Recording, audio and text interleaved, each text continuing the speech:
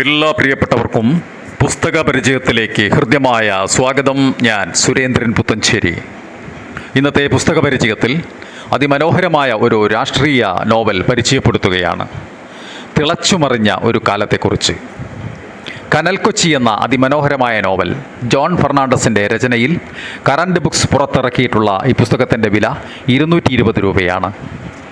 അടിയന്തരാവസ്ഥയും അതിനെതിരായ ചെറുത്തുനിൽപ്പുകളും പോരാളികളുടെ ത്യാഗങ്ങളും അവരുടെ കുടുംബാംഗങ്ങളുടെ ദുരിതങ്ങളും പലതരത്തിൽ മലയാള സാഹിത്യത്തിൽ എഴുതപ്പെട്ടിട്ടുണ്ട്.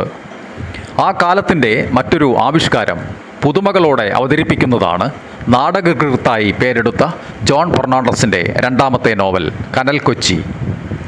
എഴുത്തുകാരൻ ആമുഖത്തിൽ ചൂണ്ടിക്കാട്ടുന്നത് പോലെ എന്നും പുതുതായി കൊണ്ടിരിക്കുന്ന പഴയ കൊച്ചിയുടെ ഒരു ചിത്രമാണ് ഈ നോവൽ വരച്ചു കാട്ടുന്നത്. ഇതിൽ ചരിത്രവും ഭാവനയും മാത്രമല്ല, ഫോർട്ട് കൊച്ചിയുടെ ഭൂമിശാസ്ത്രവും വായനക്കാരനെ അത്ഭുതപ്പെടുത്താതിരിക്കില്ല. ഈ വരികൾ നോക്കൂ. 70കളുടെ അവസാനം വരെ കടലോരത്തുകൂടി നടന്ന് ചെല്ലാനം വരെ ആളുകൾ പോവുമായിരുന്നു.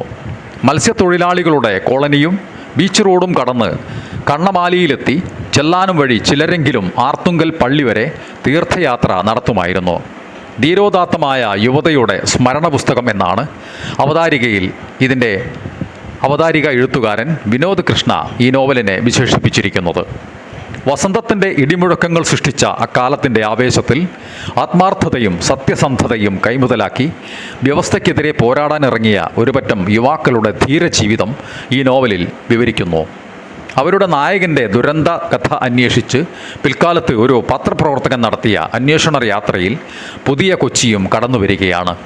മട്ടാഞ്ചേരി വെടിവെപ്പടക്കം ഐതിഹാസികമായ പോരാട്ടങ്ങളും കൊച്ചിയുടെ നാടകരാവുകളും മെഹബൂബിൽ ആരംഭിച്ച സംഗീത പാരമ്പര്യവും കൊങ്കണി സമൂഹവും വാണിജ്യ പെരുമയുമെല്ലാം കടന്നു വരുന്ന ഈ നോവൽ വായനക്കാരന് വൈവിധ്യത്തിൻ്റെ ഭൂമികയായ പശ്ചിമ കൊച്ചിയെ പരിചയപ്പെടുത്തുമെന്ന കാര്യത്തിൽ യാതൊരു തർക്കവുമില്ല.